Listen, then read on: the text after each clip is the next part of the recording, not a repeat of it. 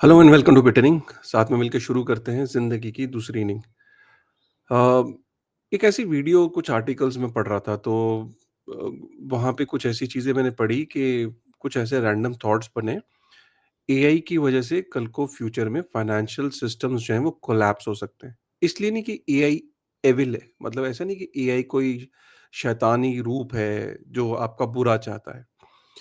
Just that कि AI की वजह से किस तरीके से फाइनेंशियल कोलैप्स हो सकते हैं, वो मैंने कुछ ऐसे ब्लॉग्स और आर्टिकल्स पढ़े, कुछ वीडियोज़ देखे, तो ये थीसिस अब ज़ोर पकड़ती जा रही है कि फाइनेंशियल कोलैप्स जो है वो एआई की वजह से डेफ़िनिटली हो सकते हैं, हाई प्रोबेबिलिटी। और उसकी वजह क्या है वो मैं इस वीडियो के अंदर एक्सप्लेन करने की कोशिश करूँगा और देन विल ट्राई टू सी के इस फाइनेंशियल कोलैप्स से पूरी दुनिया में, मैं किसी पर्टिकुलर कंट्री की बात नहीं कर रहा हूँ। अमेरिका में तो होना ही होना है, बाकी अमेरिका में होना है। जब अमेरिका में फाइनेंशियल कोलैप्स एआई की वजह से होगा तो डेफिनिटली पूरी दुनिया में इसका इम्पैक्ट आना है, ठीक है? तो इससे बचने के लिए आप आज क्या कर सकते हो? अगर कोलैप्स अगले से 2 साल, 3 साल, 4 साल, 5 साल, मैं कह रहा हूँ कभी तो फ्यूचर में कोलैप्स। एआई जिस हिसाब से प्रोग्रेस कर रहा है, एआई जिस हिसाब से जॉब्स को रिप्लेस कर रहा है, जॉब्स ह्यूमन्स को रिप्लेस कर रहा है कि कई काफ़ी सारी ऐसी इंडस्ट्रीज़ हमने ऑलरेडी देखना शुरू कर दी। चाहे वो ड्राइवरलेस कार्स हों, चाहे वो बहुत सारे ऐसे सेक्टर्स हैं जिसकी अभी हम बात करेंगे, तो फ्यूचर में एआई का डेफ़िनिटली इम्पैक्ट होने वाला है और किस तरीके से फाइनेंशियल कोलैप्स होंगे, बैंक्स के कोलैप्स हो सकते हैं। तो इस चीज़ को डिस्कस करते हैं। ये किसी तरीके से आपको वीडियो डराने के लिए नहीं है, एक पर्सपेक्टिव है। आप इससे एग्री कर सकते हो, इससे एग्री नहीं कर सकते हो, बट दैट डज़न्ट मीन कि वीडियो इम्पोर्टेंट नहीं है। सोच आपकी हमेशा ऐसी होनी चाहिए कि फ्यूचर में कुछ भी हो सकता है, उसकी तैयारी आज करनी चाहिए।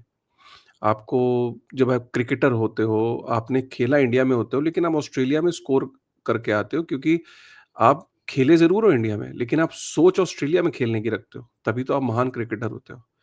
तो सपोज़ करो कि आज आप ठीक है, आपको लग रहा है कि नथिंग इज़ हैपनिंग, एआई ठीक है, एआई क्या है? एआई तो Google better version of Google लग रहा होगा आपको, है ना? क्योंकि आपको उतना ही आता है। लेकिन एआई का जिस तरीके से लोग इस्तेमाल कर रहे हैं और कहाँ-कहाँ इस्तेमाल कर रहे हैं, वो बहुत सारी जॉब्स जो है उससे फ्यूचर में जाएँगी और जॉब्स जाएँगी तो उसकी वजह से फाइनेंशियल कोलैप्स कैसे होगा उसको समझते हैं, ठीक है? तो बहुत इंपॉर्टेंट वीडियो है यार, मतलब इसको वीडियो को एक बारी लाइक कर देना, ठीक है? तो वीडियो की शुरुआत करते हैं। मैंने एक पीपीटी मैं आपके साथ शेयर करता हूँ, ठीक है?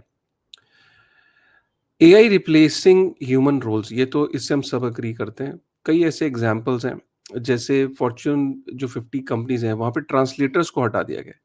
जो ग्लोबली जो ट्रांसलेट करते थे, क्योंकि ट्रांसलेशन एआई के थ्रू बहुत आसान हो गया है, क्विक हो गया है और कॉस्ट इफेक्टिव है। तो जो ट्रांसलेटर्स होते थे बड़ी-बड़ी कंपनीज़ में, बड़ी-बड़ी कंपनीज़ पूरी दुनिया में फैली होती थी, तो वहाँ पे ट्रांसलेटर्स को जो है हटा दिया गया है। कैशियर्स आपने देखा होगा कि अब कैशियर्स पहले वो आपके को सामान को स्कैन करते थे। अब आप जाते हो, अपने आप स्कैन करते हो और निकल जाते हो। ड्राइवरलेस कार्स, बहुत सारी ऐसी जॉब्स हैं जो एआई रिप्लेस करेगा। अब बहुत लोगों का यहाँ पे ये भी कहना हो सकता है नहीं, बहुत सारी जॉब्स क्रिएट भी करेगा। तो हमेशा याद रखना कि जब भी कोई टेक्नोलॉजी आती है तो 100 लोग थे, एआई ने 100 के 100 लोगों को इम्पैक्ट किया। 100 में से 70 लोग एआई सीख के वापस आ गए जॉब में। लेकिन फिर भी 25 से 30 लोग रह जाते हैं। कोई भी टेक्नोलॉजी आती है, तो ये 25 से 30 लोग नहीं सीख पाते। आपको क्या लगता है, एआई सीखना बहुत आसान है? एआई के फ्री के कोर्सेज़ के अलावा अगर आप ढंग का कोर्स कोई करना चाहो, तो जिस जहाँ पे हमारी पर कैपिटा इनकम इतनी लो है, जहाँ पे लोग इंग्लिश मीडियम स्कूल्स को अफ़ोर्ड नहीं कर सकते, वो एआई का कोर्स क्या करेंगे? आप इस बात से अंदाज़ा लगाएँ कि एआई का कोर्स करना, प्रॉम्प्ट इंजीनियरिंग करना, ये अभी मासेस के लेवल की बात नहीं है। तो डेफ़िनिटली लोग सीखेंगे, लेकिन सारे सीखेंगे? नहीं। जो सीखेंगे वो लंबे समय तक के लिए रहेंगे एम्प्लॉयबल, लेकिन काफ़ी सारे लोग निकल जाएँगे। जब जॉब से निकल जाएँगे, अब यहाँ से शुरू होता है।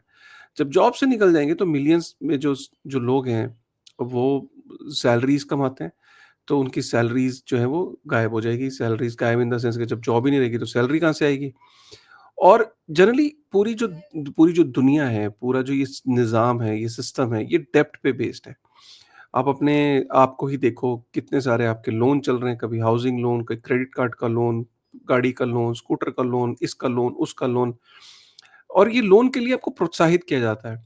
आपके पास अगर कैश है भी गाड़ी खरीदने का, सपोज़ आपको 20 लाख रुपए की गाड़ी खरीदनी है और आपके पास कैश पड़ा भी है, लेकिन फिर भी आप नहीं लेते हो क्योंकि आपको लगता है कि यार मैं कल को मेरे को नोटिस ना आ जाए कि इतना कैश आपने कैसे पे किया, राइट? तो ये सिस्टम इस तरीके से डिज़ाइन्ड है कि आपके पास पैसे होते हुए भी आप लोन लेते हो। सपोज़ कल को सैलरीज़ नहीं रही, सैलरीज़ नहीं होगी तो आप क्या होगा, आप अपना लोन जो चल रहे हैं वो कैसे पे करोगे, ईएमआईज़ कैसे पे करोगे? तो पूरी इकोनॉमी हमारी जो है वो डेट पे चल रही है, mortgage, car loan, credit card, ये सब मैंने आपको अभी बताया। और पेचेक्स नहीं आए तो फिर क्या होगा? जॉब लॉसेस होंगी। जॉब लॉसेस की वजह से, अब ये जॉब लॉसेस एआई की वजह से हो रही है।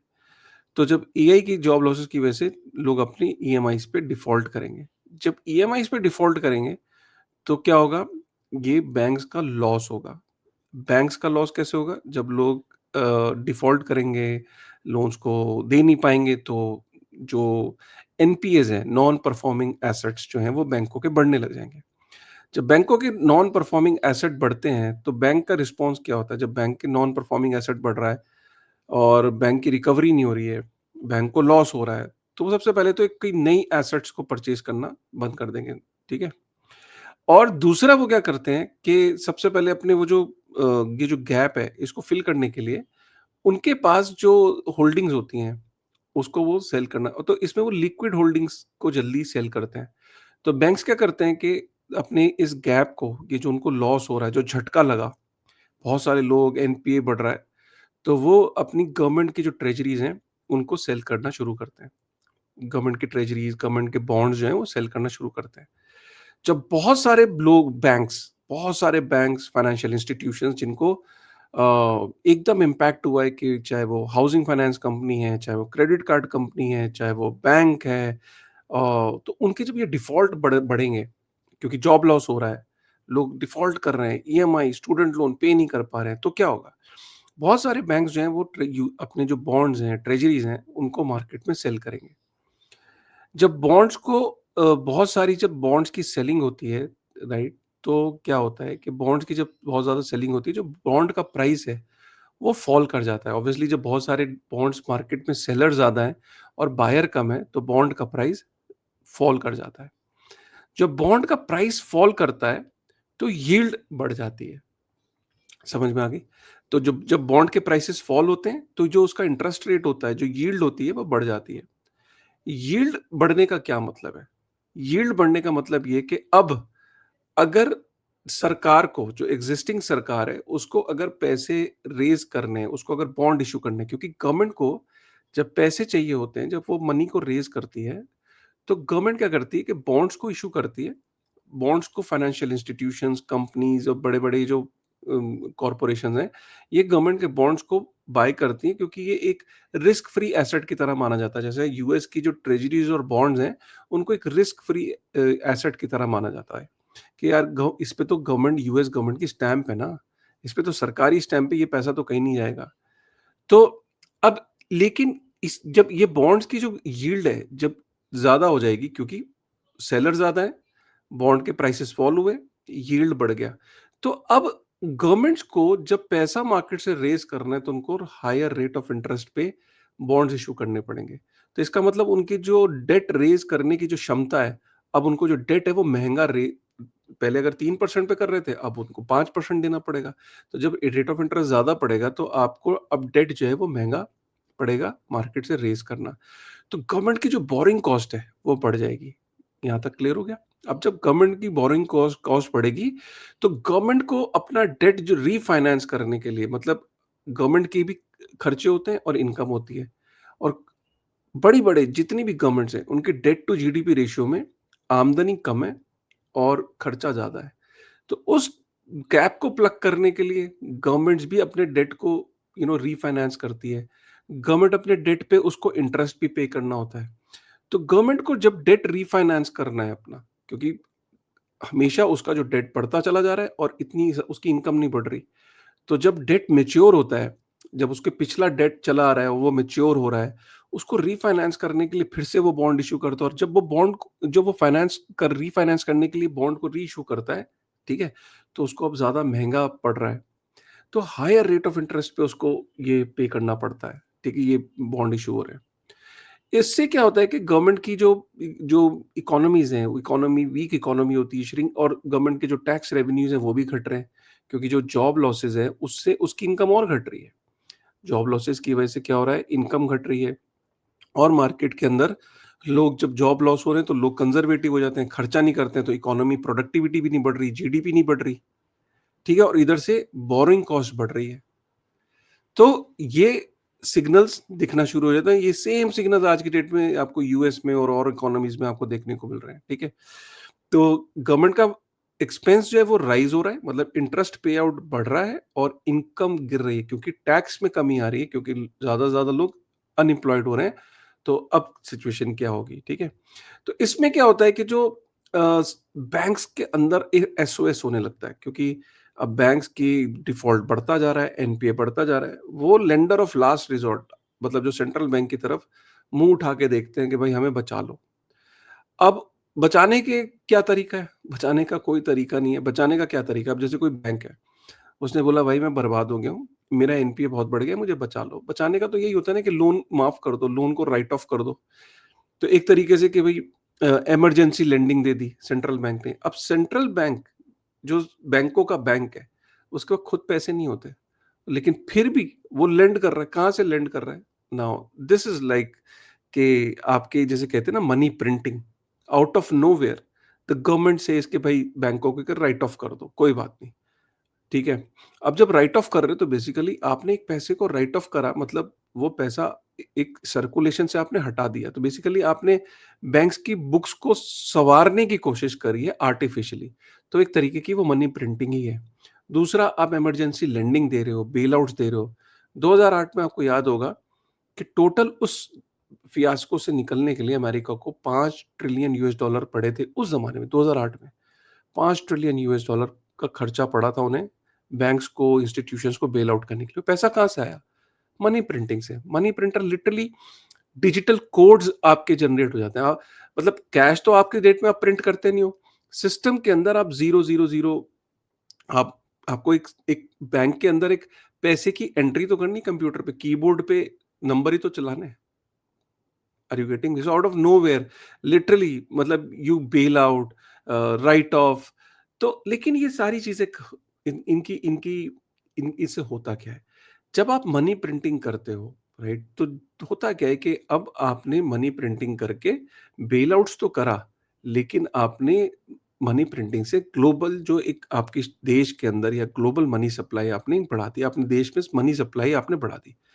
तो इधर से बेल आउट्स आप कर रहे हो, इधर से आपकी मनी सप्लाई बढ़ रही है। अब जब मनी सप्लाई बढ़ रही है, तो अब आपके मार्केट में इन्फ्लेशन बढ़ रही है। तो सोचो कि इन्फ्लेशन बढ़ने लग गई, जो सरकार है उसके हालत ठीक नहीं है, बैंक्स हैं उसकी हालत ठीक नहीं है, सरकार को जो डेट है वो महँगा उसको रेज़ करना पड़ रहा है, ज़्यादा रेट ऑफ इंटरेस्ट देना पड़ रहा है, और इधर से जो इनकम कुछ हो नहीं रही, क्योंकि टैक्स रेवेन्यूज़ कम हो गए, प्रोडक्ट जीडीपी बढ़ नहीं रही क्योंकि लोग खर्चा नहीं कर रहे, जो कारखाने हैं उन्होंने भी फिगर आउट कर लिया कि हमारी डिमांड नहीं बढ़ रही चीज़ों की, तो उन्होंने और जॉब से निकालना लोगों को शुरू कर दिया। तो इधर से मनी प्रिंट, क्योंकि आप बेल आउट्स कर रहे हो, हर जगह आप बैंक्स को बेल आउट कर रहे हो, फाइनेंशियल इंस्टीट्यूशंस को बेल आउट कर रहे हो, आप राइट ऑफ कर रहे हो, आप इमरजेंसी लेंडिंग दे रहे हो, तो इधर से आपकी मनी प्रिंटिंग की वजह से मार्केट में इन्फ्लेशन बढ़ रही है। तो ये एक ऐसी स्थिति हो जाती है कि जिसमें समझ नहीं आ रहा होता है बैंक्स को कि वो करे तो करे क्या?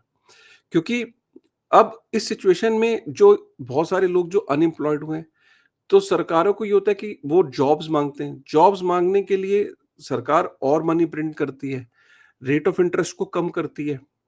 रेट ऑफ इंटरेस्ट को कम करती है और मनी की सप्लाई मार्केट में बढ़ाती है कि जो कारखाने हैं और इंस्टीट्यूशंस हैं, वो और ज़्यादा प्रोडक्शन फैसिलिटी लगाएँ और वो लोगों को एम्प्लॉय करें। तो इन्फ्लेशन ऑलरेडी जो ह ह दिन प्रतिदिन जो है वो हर क्वार्टर बढ़ती चली जाती है, बढ़ती चली जाती है। तो ये जो इन्फ्लेशन का इधर से विकराल रूप होता चला जा रहा है। और बेसिकली क्या है कि आपका इतनी बड़ी जब ये इन्फ्लेशन है, ये कई देशों के अंदर देखा गया, क्योंकि हमने देखा कि जब इन्फ्लेशन आउट ऑफ कंट्रोल हो जाती है, तो वो एक हाइपर इन्फ्लेशन का रूप ले लेती है।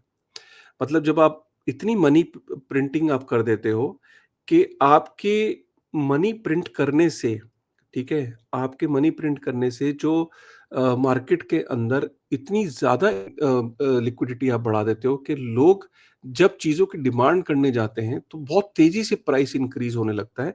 और हाइपर इन्फ्लेशन तो एक ऐसी स्थिति होती है कि घंटों के अंदर, दिनों के अंदर प्राइस बढ़ने लगता है।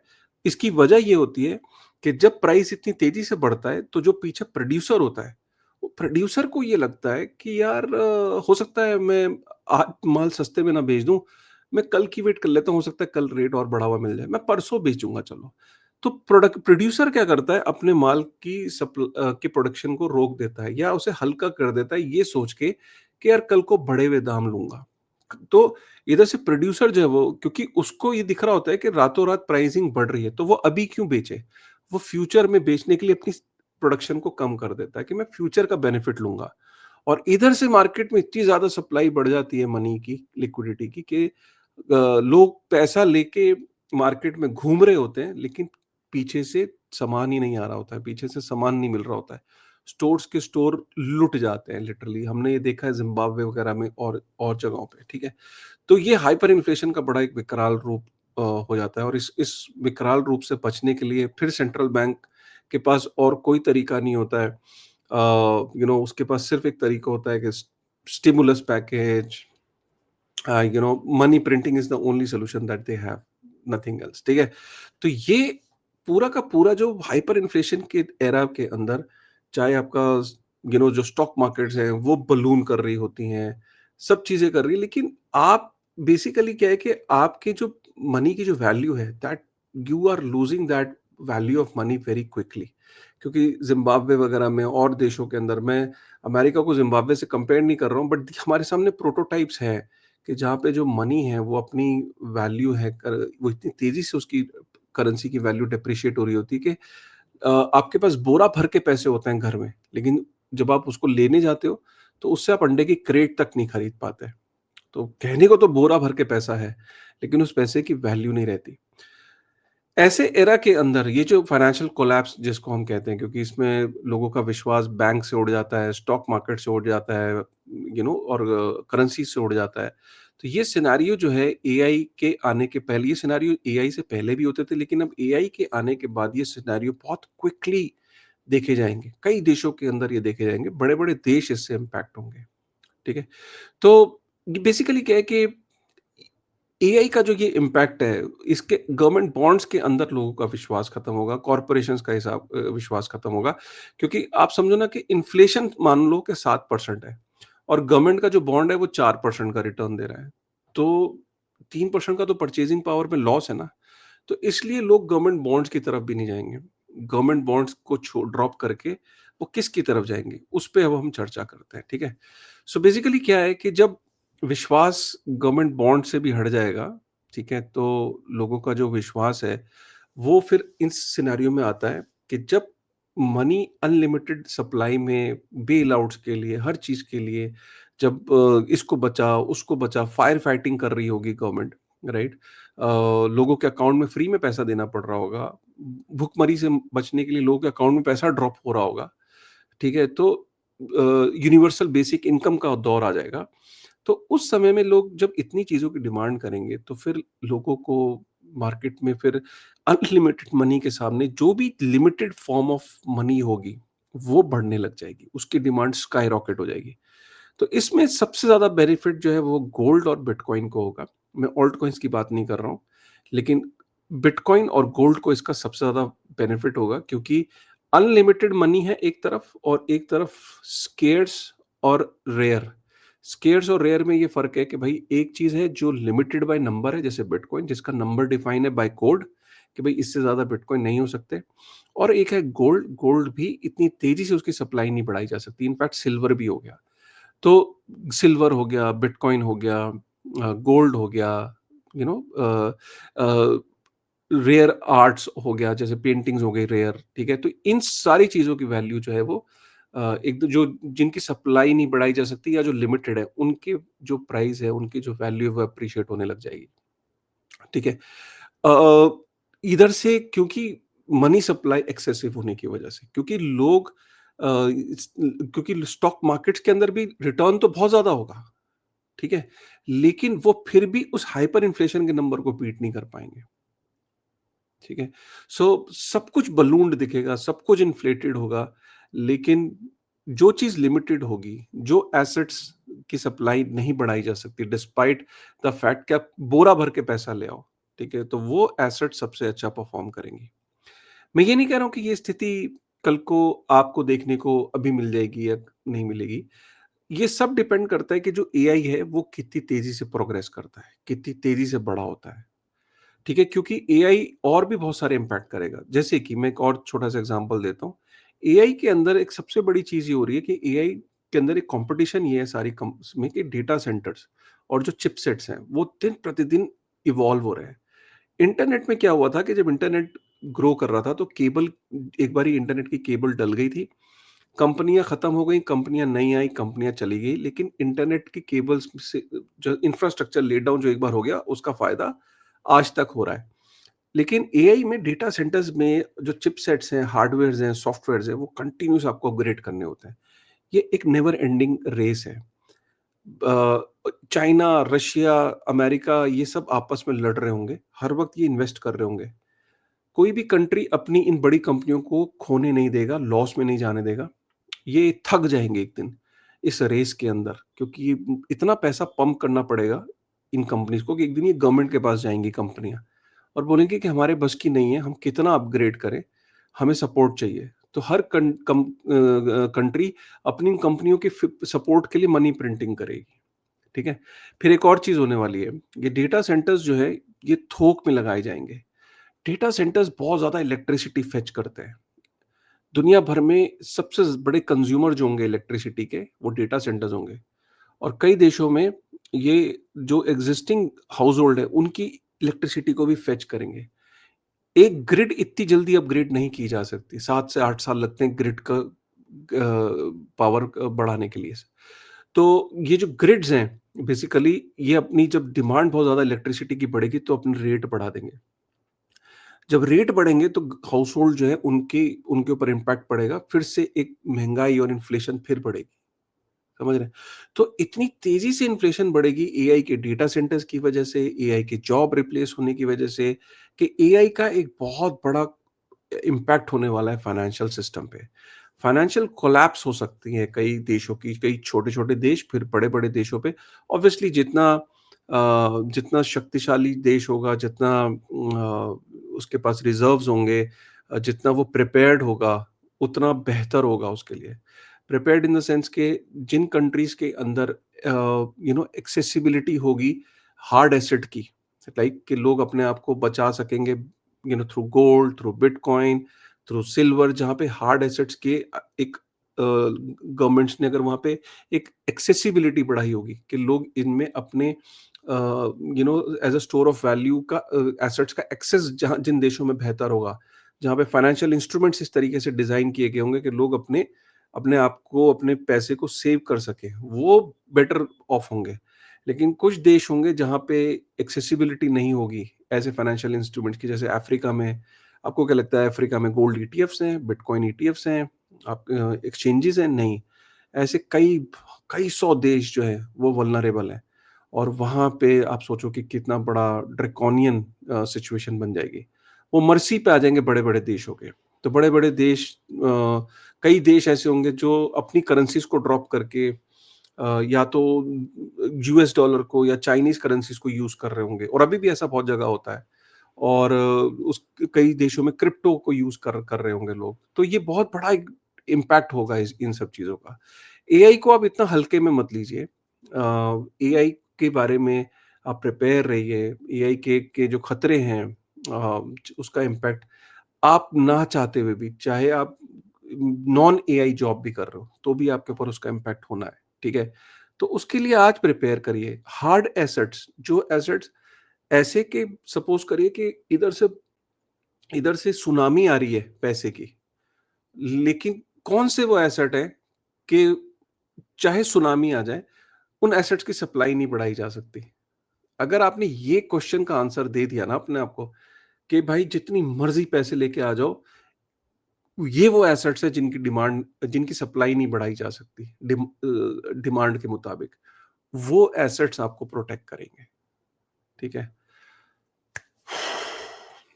25 मिनट। उम्मीद करता हूँ वीडियो पसंद आया होगा और अगर समझ आया तो एक बारी कमेंट करिएगा। मुझे तो मज़ा आया बनाने में। ऐसे थॉट्स और ऐसी चीज़ें मैं अपने तक सीमित नहीं रखता। मैं चाहता हूँ कि आप तक मैं लेके आऊँ। मुझे नहीं पता मैं समझा पाता हूँ कि नहीं, बट एक पर्सपेक्टिव दे रहा हूँ आपको। आपको ज़रूरी नहीं है कि आपको मेरी बात से एग्री करना है। सोच तो सकते हैं। अगर आपको लगता है तो ठीक है, कमेंट करिएगा। लेट्स हैव अ डिस्कशन कि आपको क्या लगता है मेरे इस थॉट प्रोसेस से। मिलते हैं नई वीडियो में, नई उम्मीद, नई एनर्जी, नए कॉन्सेप्ट के साथ with this thought. Thank you.